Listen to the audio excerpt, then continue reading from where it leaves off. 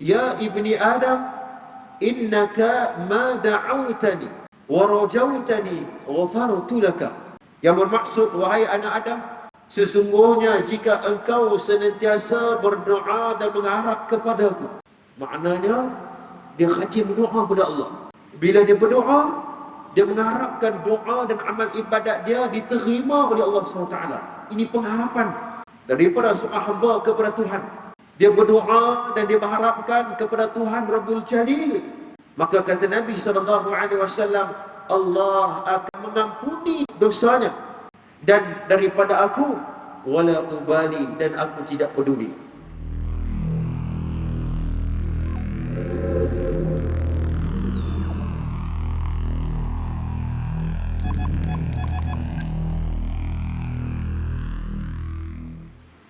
Bismillahirrahmanirrahim. Assalamualaikum warahmatullahi wabarakatuh. Alhamdulillah, alhamdulillahi rabbil alamin, wassalatu wassalamu ala ashrafil anbiya'i wal mursalin wa ala alihi wa sahbihi ajma'in. Qala rabbi shrah li sadri wa yassir li amri wahlul 'uqdatam min lisani yafqahu qawli. Faqala Allah ta'ala fi kitabihil 'aziz, a'udzu billahi minasy syaithanir rajim, wal 'ashri innal insana lafi khusr illa alladhina amanu wa 'amilus shalihat wa tawassaw bil haqqi wa tawassaw bis sabr. Sadaqallahul azim. Muslimin muslimat yang dirahmati oleh Allah, sebelum kita membaca kitab Talbisul Iblis karangan Ibnu Jauzi, suka untuk saya mengajak terutama diri saya sendiri dan juga tuan-tuan, malah sama-sama kita merenung satu hadis Nabi sallallahu alaihi wasallam yang diriwayatkan oleh Imam Tirmizi dalam sunannya, dan hadis ini hasanun sahih. Tuan sekalian, apa makna hasan sahih? Al-Hafiz Ibnu Adil Asqalani di antara salah satu pendapatnya adalah apabila satu hadis itu dikumpulkan banyak riwayat, banyak jalan, maka ada di antara riwayat tersebut dinilai sahih dan ada riwayat yang lain dinilai hasan. Kalau Hafiz Ibnu Adil Asqalani mengatakan bahawa hadis hasan sahih itulah makna yang disebut oleh Al-Imam Tirmizi, walaupun ada tafsiran-tafsiran lain. Dalam satu hadis ini dikeluarkan oleh Al-Imam Tirmizi melalui sanad daripada Anas bin Malik radhiyallahu anhu, sami'tu Rasulullah sallallahu alaihi wasallam yaqul, qala Allah tabaraka wa ta'ala, ya ibni Adam, innaka ma da'awtani wa rajawtani ghafartu lak ala ma kana fiki wala ubali. Ya ibni Adam, law balaghat dhunubuka anana as-sama thumma astaghfartani ghafartu lak wala ubali. Ya ibni Adam, innaka law ataitani biqarabil ardi khataaya thumma laqitani la tushriku bihi shay'an la ataituka biqarabihi maghfiratan. Hadis hasan sahih. Apa maksud dia, tuan-tuan? Satu hari Nabi SAW pernah bersabda, Allah berfirman. Maknanya hadis yang saya dah sebut ini adalah hadithun kursi. Makna daripada Allah, lafaznya dikeluarkan oleh Nabi SAW. Kata Nabi SAW, qala Allah tabaraka wa ta'ala, Allah berfirman, ya ibni Adam, wahai anak-anak Adam.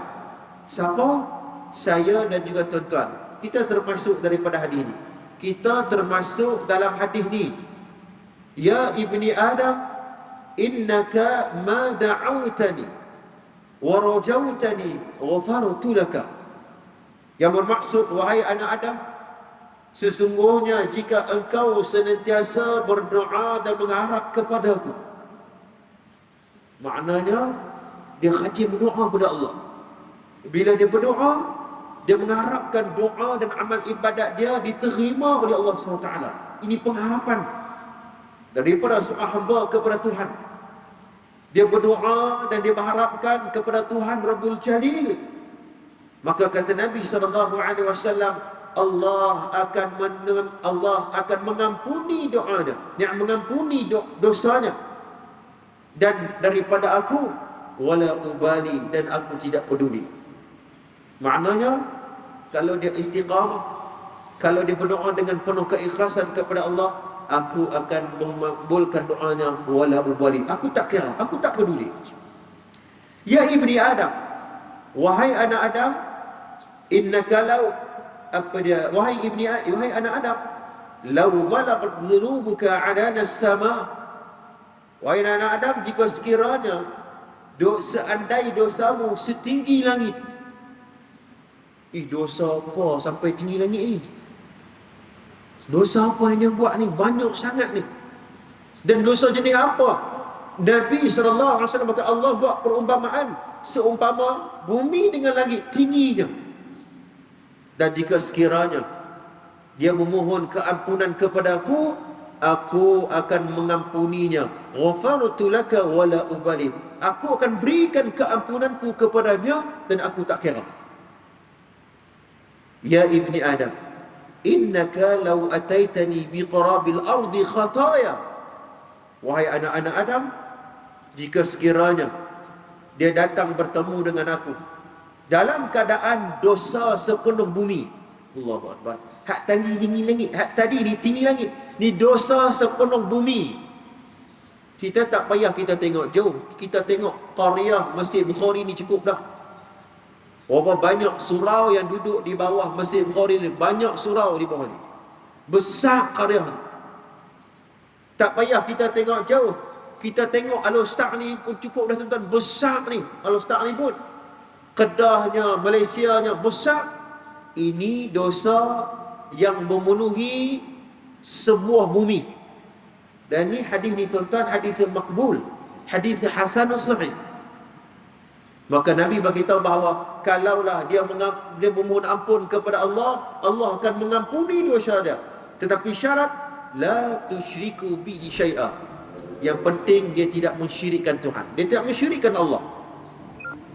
La ataituka biqarabihi maghfiratan, maka nescaya aku akan mendatangimu dengan ampunan sepenuh bumi pula.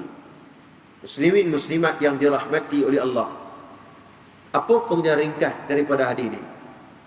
Yang pertama, Nabi nak bagi tahu bahawa ini sifat Tuhan, ini sifat Allah.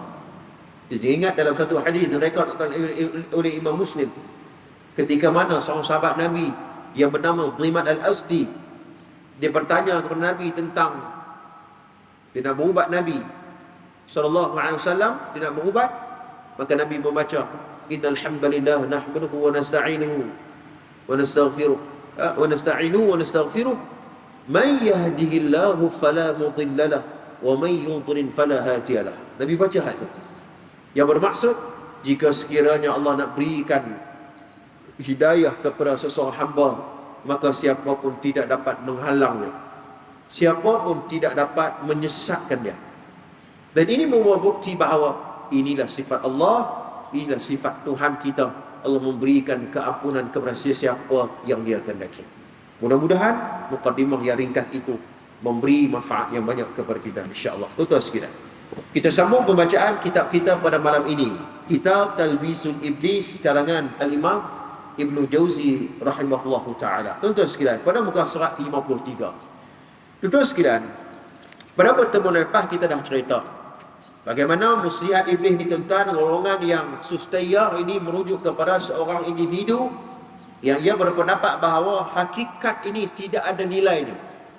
Maknanya kita ikhtiar ke, kita berusaha ataupun tidak, semua itu telah ditentukan oleh Tuhan. Maknanya dia kembali kepada Tuhan. Maksudnya tidak ada langsung af'alul ibad ataupun ikhtiar daripada hamba Allah SWT. Sebab itu kata Hujjatul Islam Imam Al-Ghazali rahmatullah alaih, dia menyebut bahawa perumpamaan orang yang melakukan ibadat, memohon rahmat daripada Tuhan, seumpama seperti seorang petani. Petani ni kalau dia tanam satu pokok, dia nak hasil yang baik. Dia nak buah yang berkualiti, dan dia perlu membayar ataupun dia perlu membeli baja-baja yang berkualiti. Ya, dia perlu menjaga konsisten dengan istiqamah untuk siram supaya hasilnya baik. Begitulah apabila seorang hamba Allah itu dia nak hidayah daripada Allah, dia kena berusaha.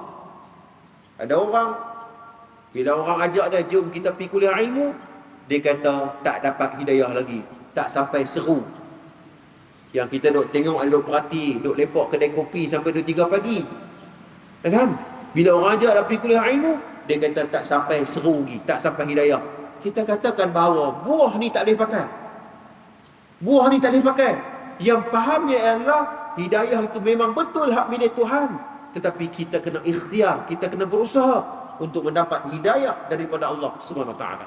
Baik, tuan-tuan sekalian, muka surat 53 ini kita membahaskan tentang bagaimana muslihat iblis terhadap orang-orang etis. Rupanya tuan-tuan sekalian, ada di kalangan manusia ni, mereka dia tidak mempercayai kewujudan Tuhan. Ya, walaupun kita faham bahawa agama yang terdapat dekat dunia ni tuan-tuan, beratus banyak agama dekat dunia ni. Bahkan ada satu subjek khusus ustaz-ustaz kita mesti kena mengaji, disebut adyanul muqaranah, perbandingan agama. Dia kena mengaji. Nah, agama Yahudi, agama Kristian, agama Hindu, agama Buddha, ustaz-ustaz kena mengaji yang ni. Supaya apa? Supaya ia dapat membedakan di antara mana satu akidah yang sahih dan akidah yang batil. Dan yang paling pelik lagi tuan-tuan sekalian, ada satu kelompok manusia yang mana mereka langsung tidak mempercayai kewujudan Tuhan. Oh, yang ni lagi dahsyat. Baik, kita tengok. Iblis telah membisikkan kepada sekian banyak manusia bahawa di sana tidak ada Tuhan dan pencipta. Segala benda yang ada berlaku tanpa pencipta, maka tidak mengenal pencipta dengan menggunakan alat indera dan tidak pula akal. Kerana itu mereka mengingkari sang pencipta. Adakah seseorang berjalan di sebuah tanah lapang yang tidak ada bangunan sama sekali, lalu beberapa saat kemudian dia berbalik dan mendapatkan sebuah dinding tidak jauh dari tempatnya? Tentunya di sana ada seseorang yang membangunkannya. Ibnu Jauzi dia bermain satu cerita tentang orang yang tak percaya tentang kewujudan Tuhan ni, gunakan akal untuk memikirkan perkara tersebut. Gunakan akal yang Allah berikan kewarasan ini untuk memikirkan kewujudan Tuhan ini, dengan melihat bahawa sebuah bangunan, bila kita berjalan kat padang pasir, kita berjalan, kita tengok padang pasir lapang, tak ada bangunan apa. Tapi bila kita pergi ke depan sikit, kita tengok ada sebuah rumah yang didiri dengan bangunan, dengan adanya dinding-dinding, dengan adanya tanah yang berhampar luas, yang adanya bangunan-bangunan, tiang-tiang yang mengagungkan. Maka soalannya, siapa yang buat bangunan tersebut? Walaupun kita tak tahu siapa penghuni rumah tu, walaupun kita tidak tahu siapa tuan rumah gerangan tersebut, tetapi cukup ia membukti bahawa ada orang yang mencipta rumah di tengah-tengah padang pasir. Maka itu persoalan yang perlu untuk kita fikir bahawa logik orang-orang ateism ini dia tak boleh pakai. Mengatakan bahawa bumi ini terjadi dengan sendirinya. Ada kata bumi ini jadi sendiri. Nak jadi macam mana tuan-tuan? Ya, laut dengan pasang surutnya, peredaran langit dan bumi, ya, bulan bintang beredaran dengan penuh disiplin, dengan penuh munazam, ribuan tahun, bahkan ratusan juta tahun bumi ini bergerak melalui dengan sistem-sistemnya yang tersusun. Maka soalannya, siapa yang buat bumi ini? Nah, ada orang kata bumi ini jadi sendiri. Kalau jadi sendiri, dia tidak akan jadi bumi secara tersusun sebegini rupa. Ia tidak mempunyai sistem-sistem yang betul dan sebagainya. Maka pastinya Tuhan ada yang menciptanya, ialah Tuhan di bawah pentadbiran Allah SWT. Ya, dan mana Tuhan ini maha bijaksana, maha berkuasa, dan segala maklumat di bawah pantauan Allah SWT. Ya, ini golongan itu tuan sekalian, ya. Dan mereka ini tertipu. Mereka ini tertipu dengan beritan iblis. Ya, sebab tu mereka apabila tidak ada diri bertuhan, ini masalah. Dia hanya sekadar hidup di dunia saja. Dia nak mengecapi kejayaan di dunia sahaja tanpa dia mengetahui bahawa Tuhan, kewujudan Allah, kewujudan Tuhan dan segala amalannya akan dinilai oleh Allah SWT di hari akhirat esok. Pokok ateism ini, dia tak percaya tentang hari kebangkitan esok. Sebab tu mereka hidup dekat dunia. Kalau mereka berputus asa dengan dunia ini, maka mereka akan mencari jalan singkat. Golongan-golongan yang tidak ada diri bertuhan ini, dia akan cari jalan singkat. Kenapa? Kerana dia berpendapat bahawa dunia inilah kehidupan yang sebenar-benarnya. Kalau gagal kita dekat dunia, maka gagallah kita untuk selama-lamanya. Itu kefahaman orang yang tak percaya tentang hari kebangkitan. Dia tak percaya tentang adanya kewujudan Tuhan. Ya, Allah sebut dalam Al-Quran, dalam surah Yunus, A'udzubillahi minasyaitanirrajim. Qul man yarzuqukum minas sama'i wal ard amman yamliku as-sam'a wal basar wa man yukhrijul hayya minal mayti wa yukhrijul mayyita minal hayy wa man yudabbirul amr fasayaquluna Allah faqul afala tattaqun. Sadaqallahul azim. Ini dalilnya. Yang bermaksud, katakanlah, siapakah yang memberi rezeki kepadamu di langit dan bumi? Allah tanya kita. Orang yang tak percaya tentang Tuhan ni, yang tak percaya tentang kewujudan Allah yang Azza wa Jal, Allah tanya kita, siapa yang bagi rezeki dekat hang ni? Nah, langit dan bumi. Atau siapakah yang berkuasa mencipta pendengaran dan penglihatan? Ni hak cipta langit, ya, hak cipta telinga kita, hak cipta mata kita ni. Siapa yang cipta?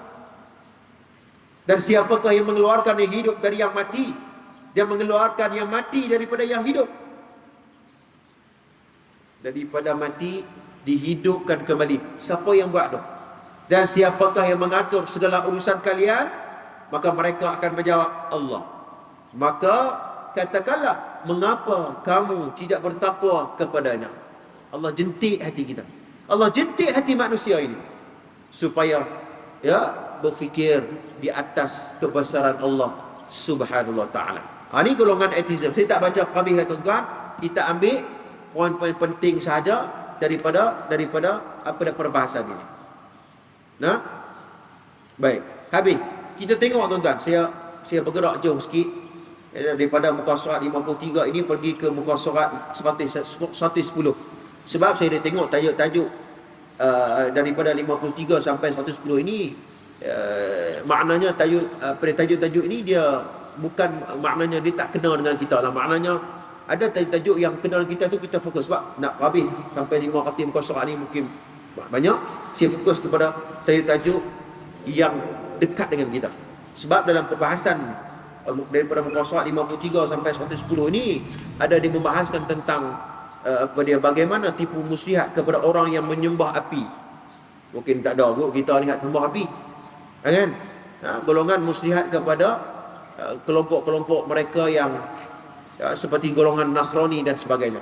Maka orang yang mendengar kuliah ini mungkin di kalangan ramainya orang Islam, ya, maka saya berfokus kepada tajuk-tajuk yang dekat dengan kita. Baik, kita tengok tuan-tuan sekalian muka surat 110. Itu bab muslihat iblis terhadap orang-orang yang mengingkari kebangkitan sesudah kematian. Ada yang tak percaya. Ya, golongan yang tak percaya tentang orang akan hari kebangkitan esok. Hari ini disebut oleh Imam Ibnu Jauzi rahmatullahi alaih, iaitu iblis mampu memperdayakan sekian banyak manusia sehingga di antara mereka ada yang mengingkari kebangkitan dan menganggapnya sesuatu mustahil. Pendapat mereka ini didokong dengan dua subhat, dua masalah, dua muskil. Yang mana mereka diperdaya oleh kelemahan materi, kelemahan dengan maknanya dengan benda, dengan yang kita boleh tengok dengan mata kepala kita.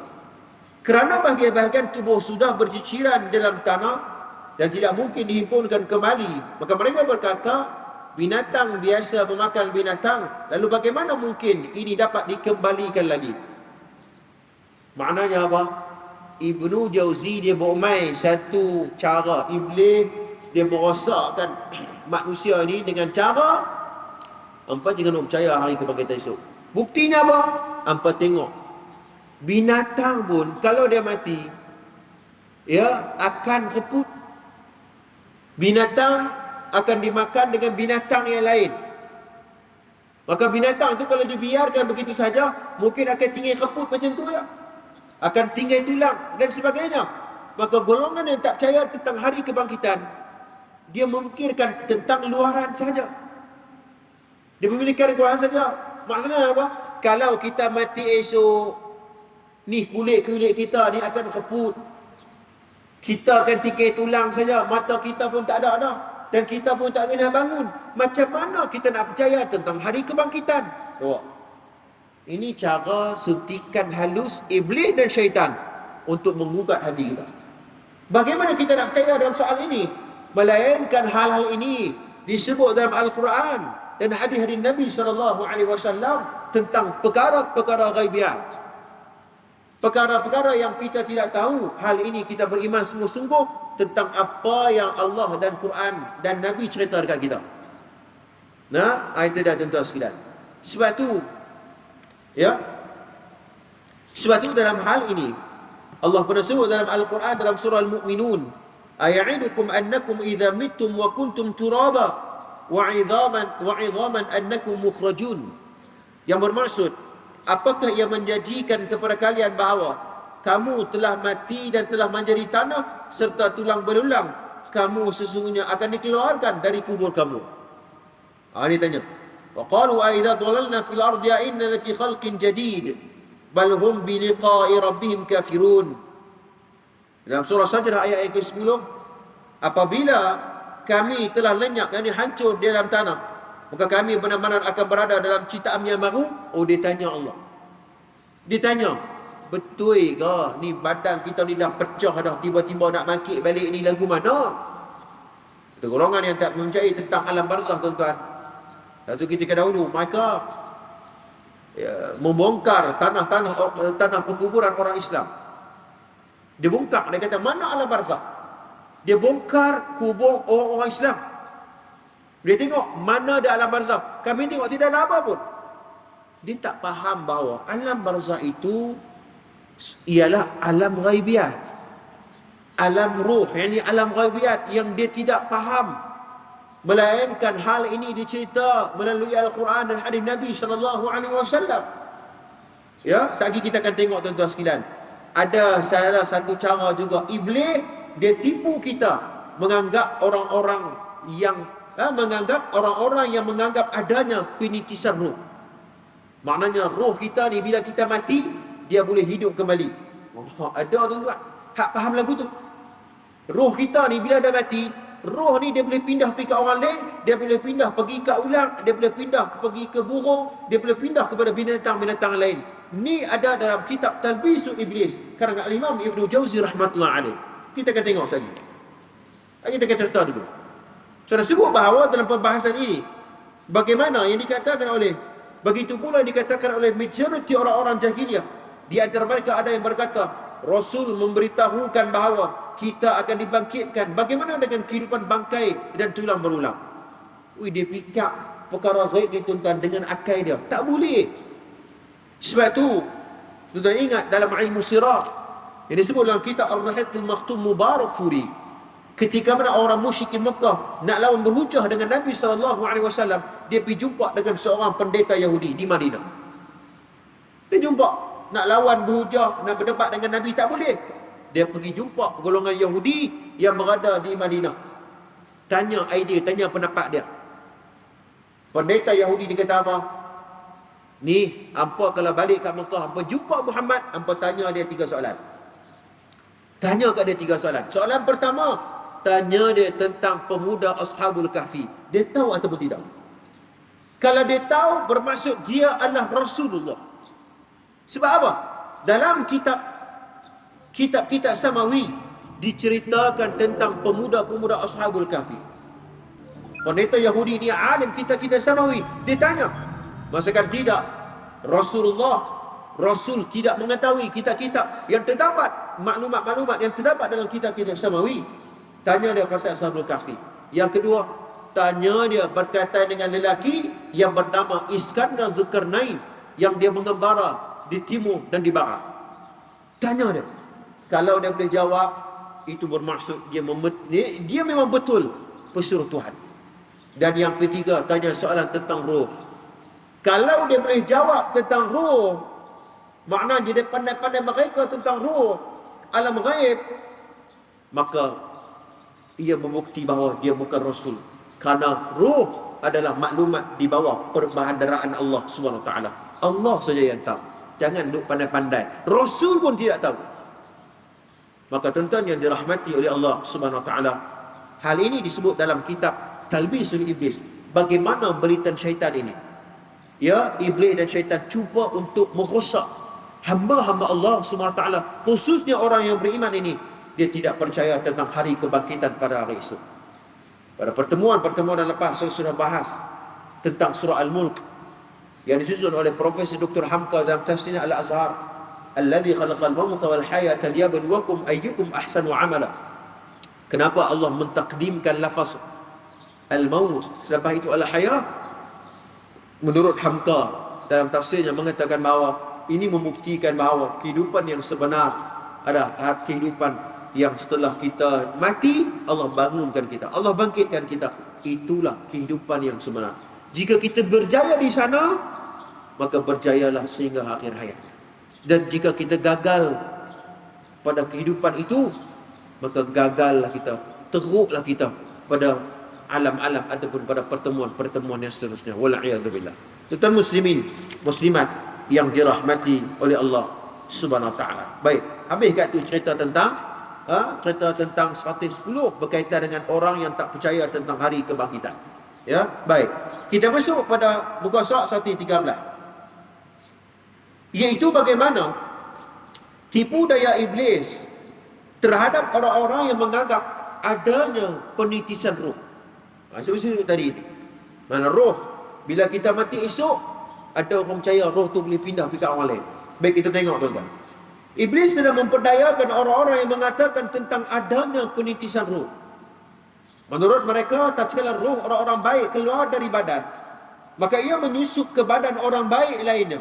Oh, orang baik mati, roh tu dia pindah kepada orang baik. Orang soleh pindah kepada orang soleh yang lain. Ini kefahaman. Sehingga kan roh itu menjadi tenang.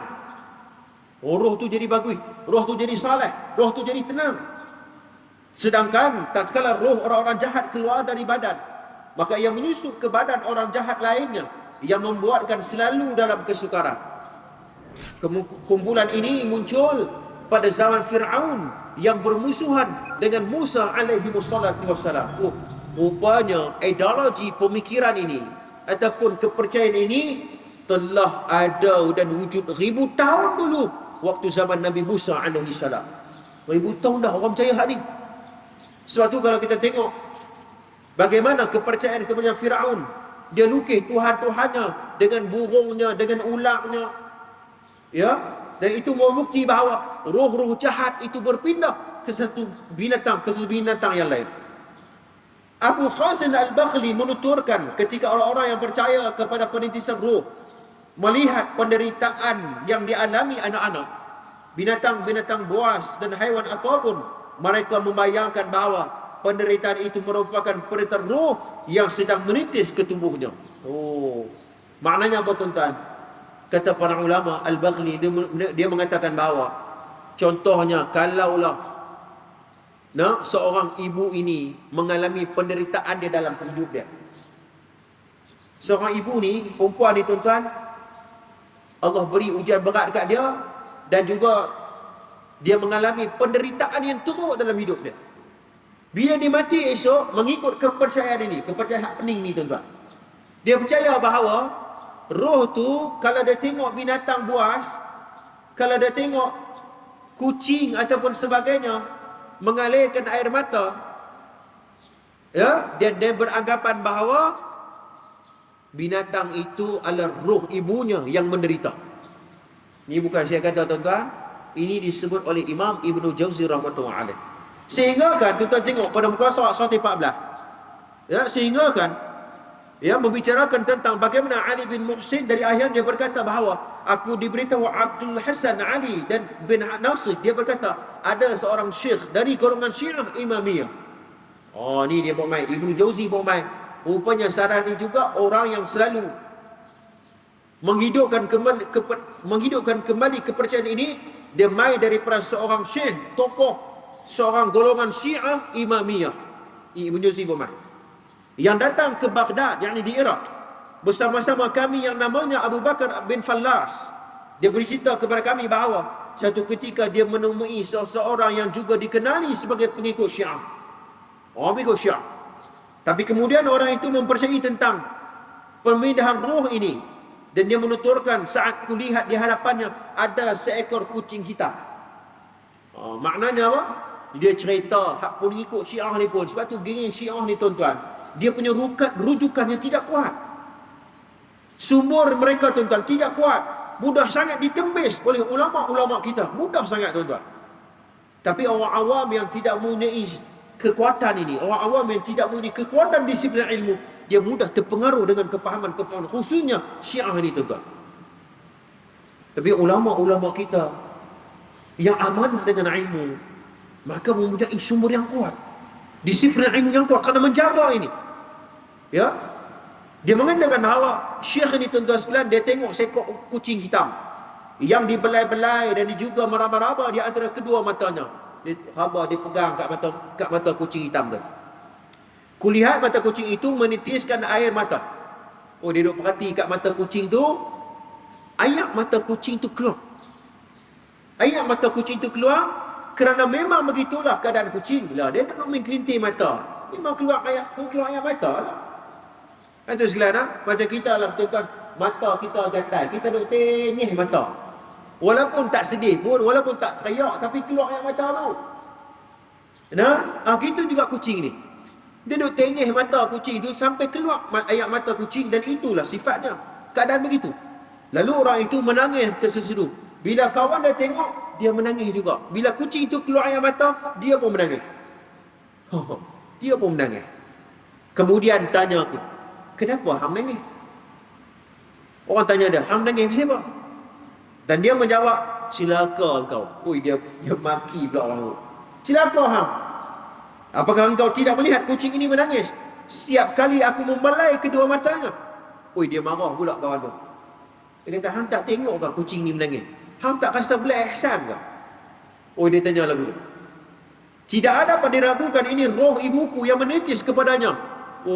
Dia faham bahawa kucing hak keluar air mata tu, dan dia menangis. Dan dia menangis itu sebab apa?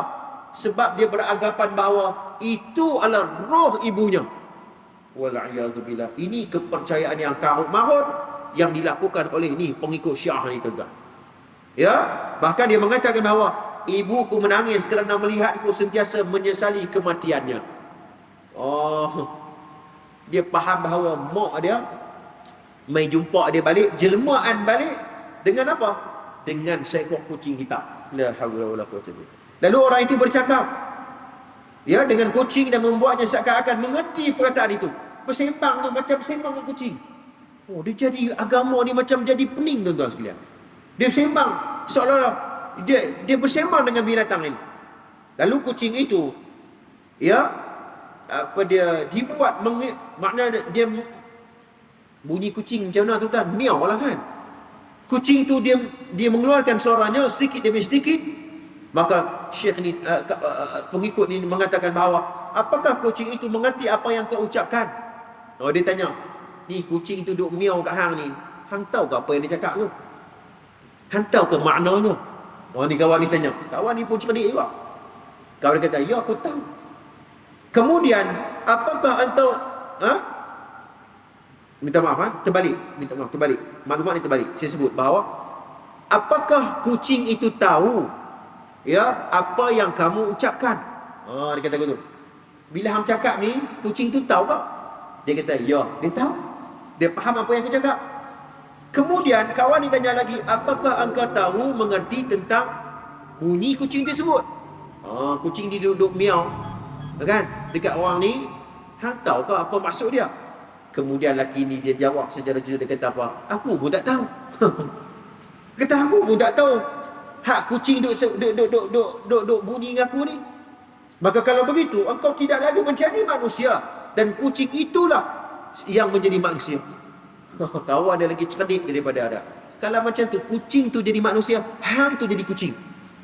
Sebab hang tak gunakan akal hang untuk memikirkan hakikat lisan ini. Muslimin mukminin yang dirahmati oleh Allah SWT. Tuan-tuan, dalam kepercayaan kita pun tuan-tuan, ada juga orang percaya. Dulu ni orang tua-tua kita pernah pesan, kalau mai malam Jumaat, roh akan mai kat rumah. Ini tuan-tuan. Dan hal ini pernah disebut, adakah roh orang mati boleh mengganggu dan memudaratkan orang-orang yang masih hidup? Itu soalannya. Maka perbahasan di kalangan para ulama nukilkan dalam suatu surah dalil ini buktinya. Ayat yang 85, wa yas'alunaka 'anil ruh qulir ruhu min amri rabbi wa ma utitum minal 'ilmi illa qalila. Yang bermaksud, dan mereka bertanya kepadamu tentang ruh, katakan roh itu dari perkara urusan Tuhanku. Perkara-perkara roh, perkara ghaib, pindah rendah roh ni semua, ini hak milik Tuhan. Jangan kita duk main teka-teka. Dan kamu tidak diberikan ilmu pengetahuan melainkan illa qalila, kecil sikit dia. Al-Imam Fakhruddin Ar-Razi dalam kitabnya Mafatihul Ghaib, dia menafsirkan ayat tersebut, menyatakan bahawa Allah ingin menjelaskan bahawa akal manusia ini terhad, jangan melampaui batas, dan tidak mampu untuk mengetahui lebih dalam berkaitan dengan ruh. Terhad. Takat mana yang Allah habaq kat kita pasal itu, dan Nabi habaq kat kita melalui hadis-hadis yang sahih, cukup dekat tu. Jangan kita duk fikir pelik-pelik. Dan hal ini pernah disebut juga dalam beberapa dalam beberapa perkara. Disebut dalam satu ayat Al-Quran, dalam surah Al-Mu'minun, la'alli a'malu salihan fima tarakt kalla innaha kalimatun huwa qailuha wa min waraihim barzakun ila yaumi yub'atsun. Yang bermaksud supaya aku mengerjakan amal soleh dalam perkara-perkara yang telah kutinggalkan, tidak masa akan dapat. Sesungguhnya perkataan itu hanyalah kata-kata yang ia sahaja mengatakan, sedangkan di hadapan mereka ada alam barzakh yang mereka tetap tinggal padanya hingga hari mereka dibangkitkan semula pada hari kiamat. Al-Imam Ibn Kathir mengatakan bahawa ini membuktikan bahawa hari kebangkit, maknanya roh kita tuan-tuan tidak akan dikembalikan ketika mana Allah ambil nyawa kita. Tak boleh dah. Jangan duduk pandai-pandai. Bila kita mati esok, bersedialah kita pergi ke alam yang seterusnya. Ayat tuan-tuan sekalian, muslimin muslimat yang dirahmati oleh Allah Subhanahu wa taala. Dan ini perkara ini menjadi asas dalam kepercayaan akidah Ahlussunnah wal Jamaah, supaya kita tidak tertipu dengan belitan-belitan iblis dan syaitan ini. Ini disebut oleh Imam Ibn Jauzi, saja hanya nukilkan saja. Muslimin mukminin yang dirahmati oleh Allah Subhanahu wa taala. Saya nak tekan itu dulu perkongsian kitab-kitab pada pagi subuh ini. InsyaAllah pada pertemuan akan datang kita akan masuk lagi pada bab membicarakan tentang bagaimana tipu daya iblis terhadap umat Islam secara umumnya. Ibn Jauzi dia bermain macam mana cerdiknya iblis dan syaitan ni, dia cuba untuk mentipu kita, bohong kita terhadap umat Islam secara umumnya. InsyaAllah pada pertemuan akan datang kita akan bahas pada muka surat 114. InsyaAllah aqulu qawli hadha astaghfirullahal azim li wa lakum. Assalamualaikum warahmatullahi taala wabarakatuh. A'udzu billahi minasyaitonir rajim. Bismillahirrahmanirrahim. Alhamdulillahi rabbil alamin. Wassalatu wassalamu ala asyrafil anbiya'i wal mursalin wa ala alihi washabbihi ajma'in. Allahumma inna nas'aluka ilman nafi'an wa rizqan thayyiban wa 'amalan mutaqabbalan. Sallallahu ala sayyidina Muhammadin wa ala alihi washabbihi ajma'in. Walhamdulillahi rabbil alamin.